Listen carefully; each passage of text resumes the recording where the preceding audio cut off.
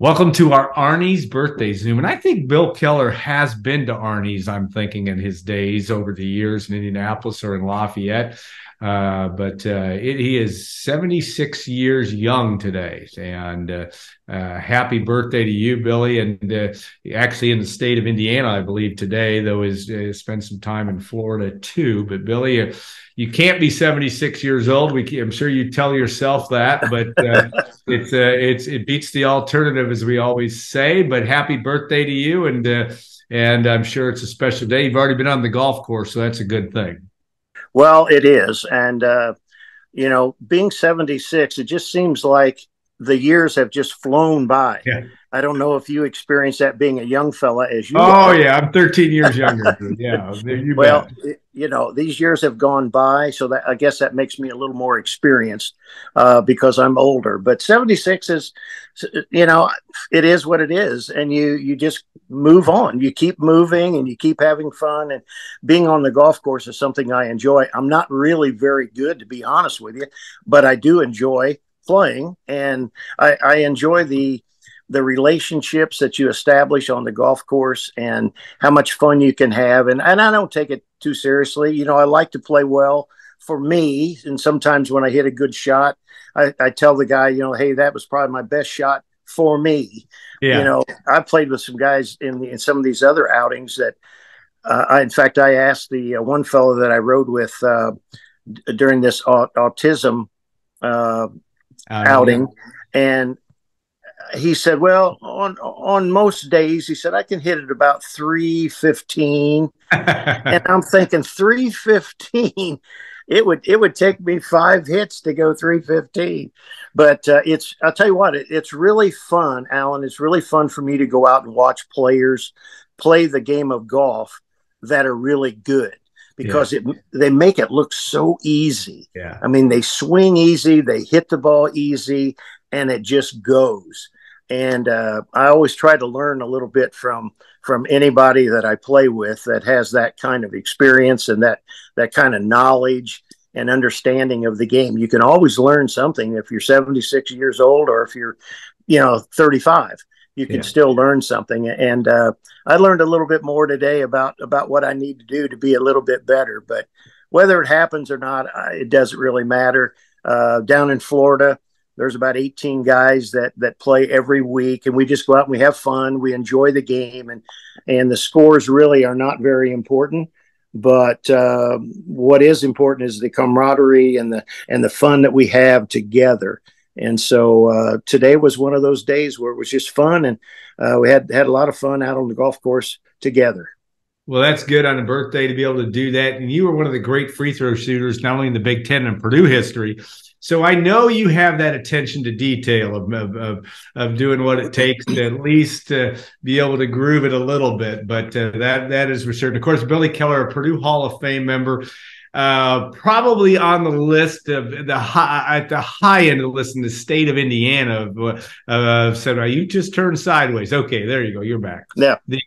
Of the favorite sons of this state, just because everybody likes Billy Keller. And there's a reason why. That's because Billy Keller treats everybody well and always has.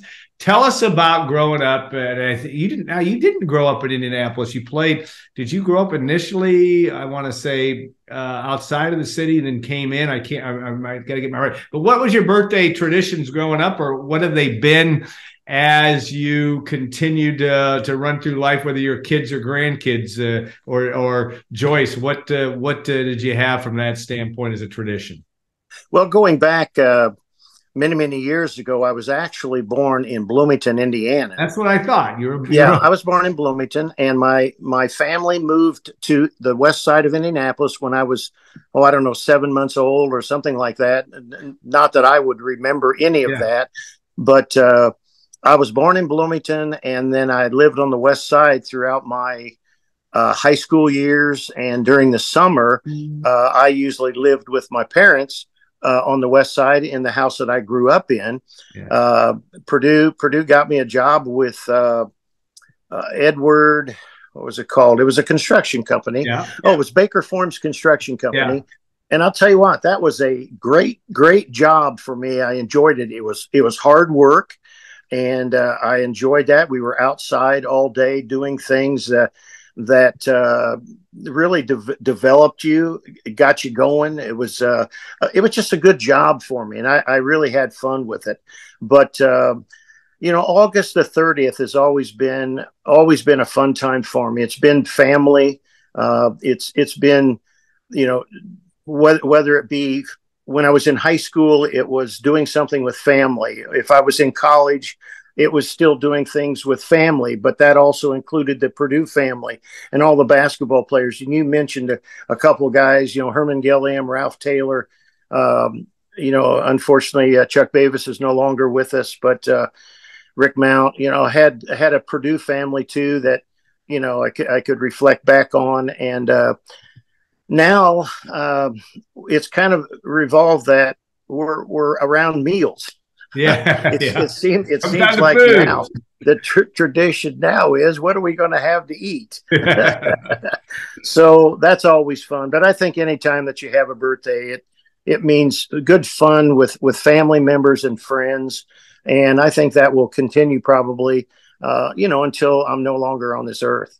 Yeah, well, Billy Keller also has many claims to fame, and I know Purdue fans lament that it's been 43 years since the Boilermakers have been to the Final Four, but the only person on this living earth that has been part of both Final Fours in an official capacity, of course, a player, a standout player as a senior year in 1969 when Purdue went to the final game against UCLA, then as an assistant coach when Purdue last was in the NCAA Final Four in Indianapolis, 1980, in the days of Coach Lee Rose and Joe Barry Carroll and Brian Walker and Keith Edmondson and all those guys. So what does it feel like? I mean, you've done it twice. We all thought in 1980, they'll be back again soon. You never know. And of course, we know how hard it is to get there. But what's that? You're the only guy that's ever done it twice. So what's that like for you? I mean, you ever think about that? I don't think about it much. I think as a player, you lead up to the game. You get into the Final Four, and you're going through all what George King had planned for us at the time, and you really don't think too much about it. You're just doing it. And I think as a coach, you're on the other side of the fence because you're involved in the planning of going out and participating in the Final Four. But it's an experience that, I would, obviously we'd like to have won one of those championships, but, having that opportunity was great. And the thing that's so much fun as we look back, and especially at 76 years old, you have all the memories. You have all these memories that are inside your mind that nobody can take away from you. And it's something that sometimes it's hard to explain, but you've been there. It was fun. It was intense. George King was very intense. Yeah. Lee Rose was very intense. Very intense. And having the opportunity to be involved with both of those coaches, that was an experience in itself. Lee Rose was really a great coach. I think Gene Cady was a great coach too, but George King was a good coach, good athletic director. And so the experiences that I had at Purdue, I would have to say those are probably some of the best memories of my life. Being on campus, I was a beta during my years at Purdue. Not that I keep in touch with the beta house or whatever, but anytime we're talking fraternity to somebody, I always mention, I was a beta at Purdue. And so those were fun years. Also, my grandkids were up at Purdue on campus and took a picture of the beta house. Yeah. And that was at the time when we had a cold dorm. So you would sleep in the cold dorm. Everybody was in the cold dorm up on the top floor. And so I would point to where my bunk was, and it was right by the window. And every morning during the wintertime when it snowed, those windows were open and the snow was on the floor, and we had the pledges coming by and waking us up. But again, those were fun times. And they just seem so far away, but on the other hand, they're always in your mind. Yeah. So Purdue was really great for me. I love Purdue, the old black and gold, wonderful memories, and they'll stick with me for the rest of my life. John Wooden, Bill Keller, Jerry Seasting, Right. Mike Steele, among the betas that I know of that were in that fraternity house. So that proud members is, if my memory's right there, I think. Well, let me interject here also. Okay, I was a beta. Steve Longfellow was a beta. Sure. Jerry Johnson was a beta. Chuck Davis was a beta. Frank Kaufman was a beta. So at the time, we had 5 betas on the basketball team. And, that was fun in itself. When we would come home, we'd reminisce a little bit about practice and laugh at each other at stupid things that we did on the floor as we were having a late plate at the beta house. But we had the betas represented big time on the basketball team during my years there. Yeah, you think about Jerry Johnson and Frank Kaufman, obviously with Chuck's injury and the had to play front and center in that game against Lou Alcindor or Kareem Abdul-Jabbar, the national champion game. That's you can put an all-star team together with that group all together. But all right, you talk about you've obviously coached at a high level, Indiana Pacers legend, kind of the Pied Piper really of basketball in the state of Indiana. Like I said, you're on the short list of people that have really elevated the game through a lifetime of basketball. Matt Painter is as good as it gets. I don't think you can, most people don't argue that point too much about it in terms of a basketball coach and what he does to prepare his teams. Yet, we talk about the fact that, he's had 3 disappointments in a row in the NCAA tournament. If you had a chance to talk to him, what do you tell him going into this next year? He's got a lot of great talent coming back, but what do you tell a guy like that as he heads into this year? Well, I think I would probably just tell him to keep doing what you've been doing. And that, as I mentioned before, I think in preparation, I think once you get outside the Big Ten and you get into the tournament, you find a lot of quickness. You find a lot of athleticism, guys that can really get up and run and press and play the game of basketball. And I think that's where Purdue has struggled a bit, and I think Matt is addressing that with his recruits that are coming in. I would say continue with your demeanor. I think he coaches his kids. He has a respect for them. They respect him, and I like that. He's a good person. He recruits good kids, and he's a good person on top of it himself.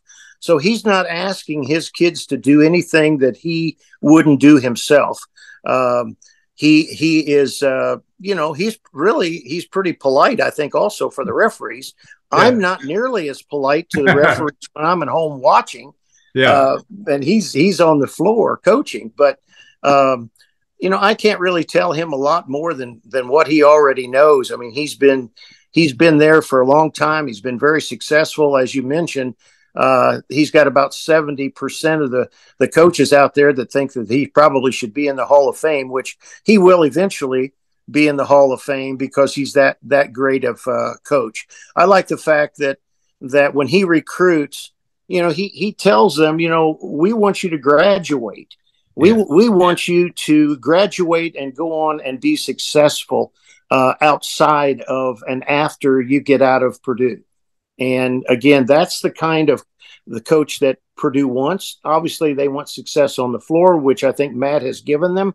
And I do believe that now, because they have more experience and they have a little more athleticism, I do believe that this is going to be a good year. I was glad to see Edey come back. Sure. He's I don't know exactly how the money goes, but I've heard that you can make more money going back than you can a second-round pick in the NBA. Yeah. But I haven't met him, but I had a friend. This is really funny, Alan. I had a friend that sent me a picture of Edey, and I think it was one of the guards. Fletcher Lawyer or Braden Smith, maybe? I don't know. It was Braden Smith. It was okay. Smith, and they were sitting side by side, and it said something. The caption was, "I want you to get a perspective of how big Edie really is. And, you know, myself being pretty close to the same size as Smith is, that was really quite amusing to see those two guys sitting together and recognize how big Edie really is. So I'm glad that he is back.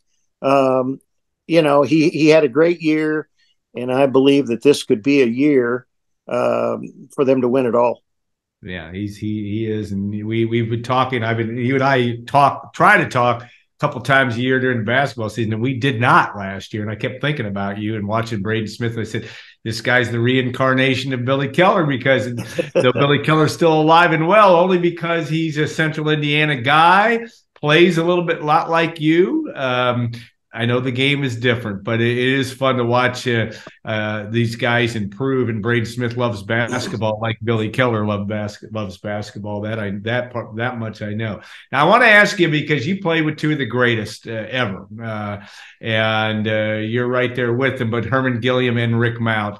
You know, an interesting experience, certainly, because you had a guy in Rick Mount. Nobody could shoot it like Rick did. Nobody could put the points in like Rick did at Purdue.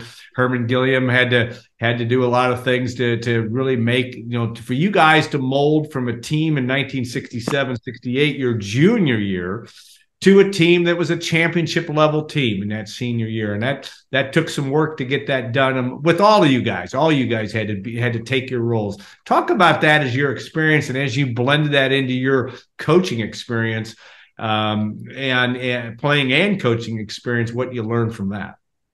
Well, I think George King, first of all, was a master at communicating with his players.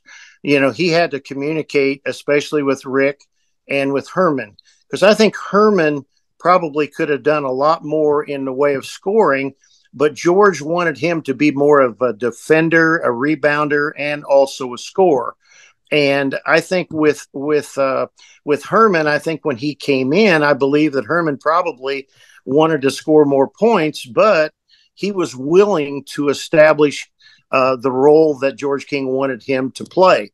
Rick, obviously being the great shooter that he was the guy that was going to shoot it. He was going to be the guy that got most of the shots, which I can sure understand, because Rick was a great shooter. We had other guys too around. George Faber. Now George Faber was not a shooter, but George was a guy that could get in people's way. He could set picks, and he was really that guy that could help Rick get himself open when he'd come off those picks. Who else did we have? We had, you had Chuck Mavis, you had Tyrone Bedford, you had you had some talent. Tyrone was a guy that probably, going from one end to the other, was the fastest human on a basketball floor. I think he wasn't necessarily a shooter, but he was a rebounder. He could get up and down on a fast break, you know, and so that was his role: defense, rebound. And, you know, if you got an opportunity to shoot the basketball, go into the bucket, then that's fine. You know, you win games when players play their roles. And I think George was a master at getting George and Rick to blend together. You know, like I say, Herman probably could have done a little bit more offensively, but he was willing to sacrifice.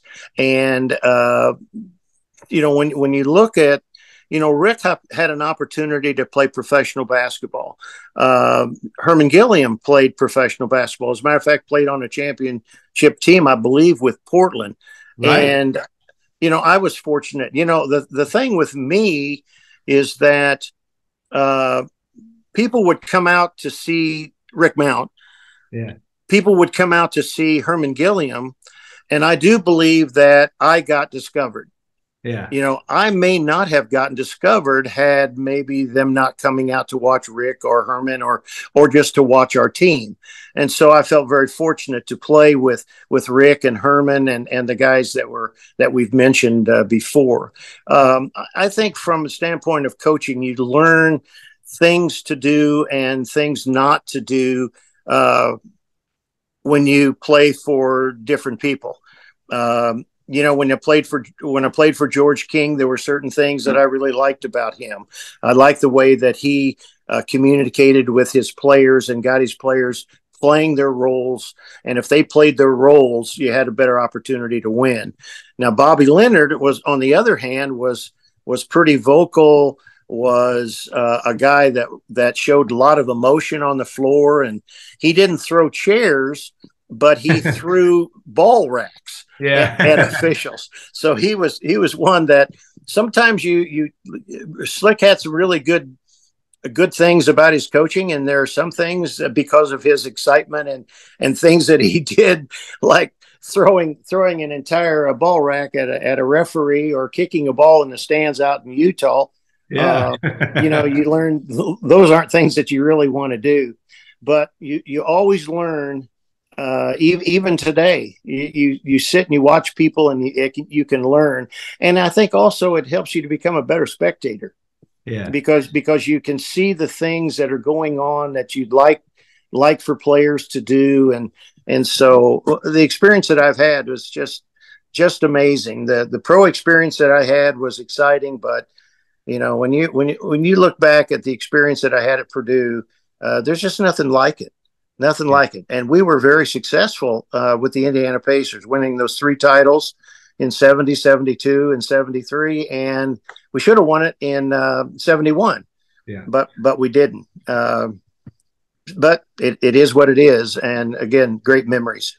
Yeah, the magic of really developing, of course, before the NBA came, and yet I think the Indiana Pacers is ingrained in Indiana fans from around the state because of you guys, and the guys like Billy Keller and Roger Brown and Mel Daniels and all those greats that made it extra special. All right, now you had a chance a few years ago. It's been a few years ago to represent the first team that played in Mackey Arena, and of course, Mackey Arena has been a special place since that first game. I mean, I think that's one reason why it's the way it is now, and people, us older folks, remember that. But I think it set the tone. The Purdue UCLA game on December the 2nd, 1967, a game you lost, but you had a chance to pull what would have been a great upset and had a chance to win that game.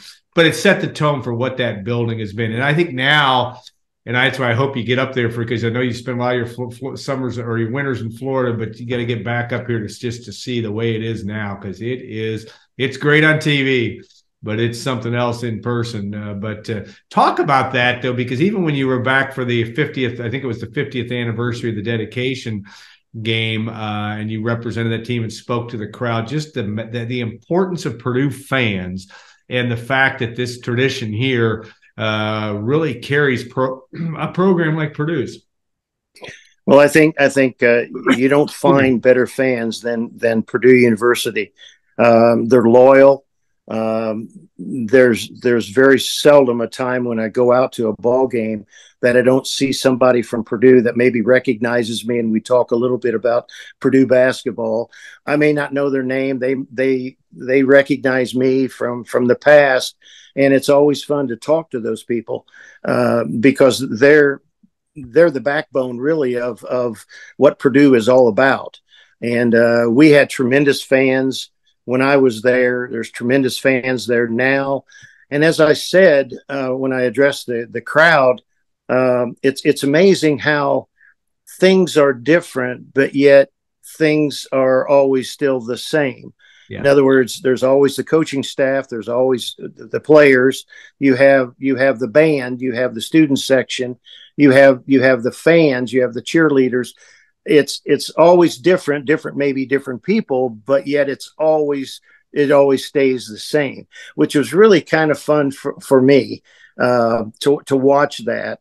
And I dated a gal that was a cheerleader, and I know how hard she worked, and I know how hard the team worked, and everybody around it. And you can't just say that it's Purdue basketball team. It's Purdue basketball family. It's all of those people that are involved. The students play an important role. The fans, the Purdue fans play a certain role. The Spirit team a certain role, and so we're all in it together. That's why we call it the Purdue family. And you're in the Purdue family when you start, and you're in the Purdue family for the rest of your life. That's why I think it's fun for me when somebody comes up and says, "Hey, I went to Purdue," or "I remember watching you play at Purdue." That really is thrilling for me.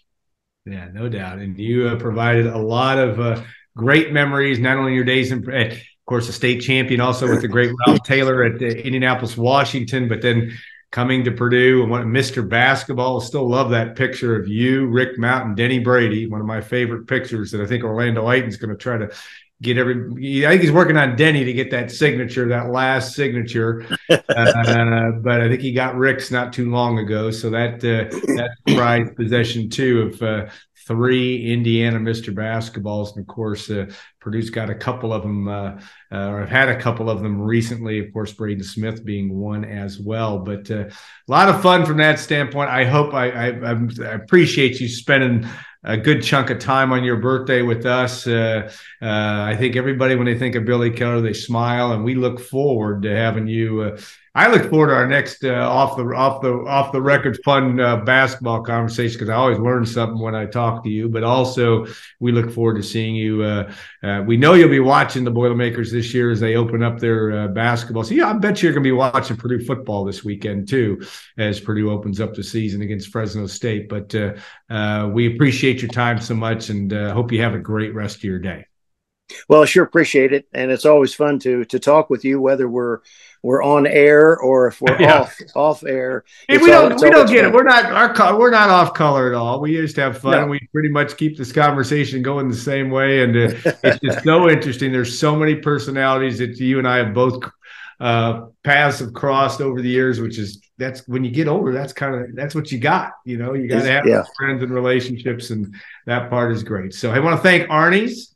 Like I said, we appreciate them and all they do for us. And I know, Billy, we've had some reunions basketball reunions with Randy Shields and others at Arni's. And I'm sure he's going to try to put something together again this year for some of the older gang of Purdue basketball. But we appreciate them as well. So, Bill, have a great rest of your day, and we'll do this again soon.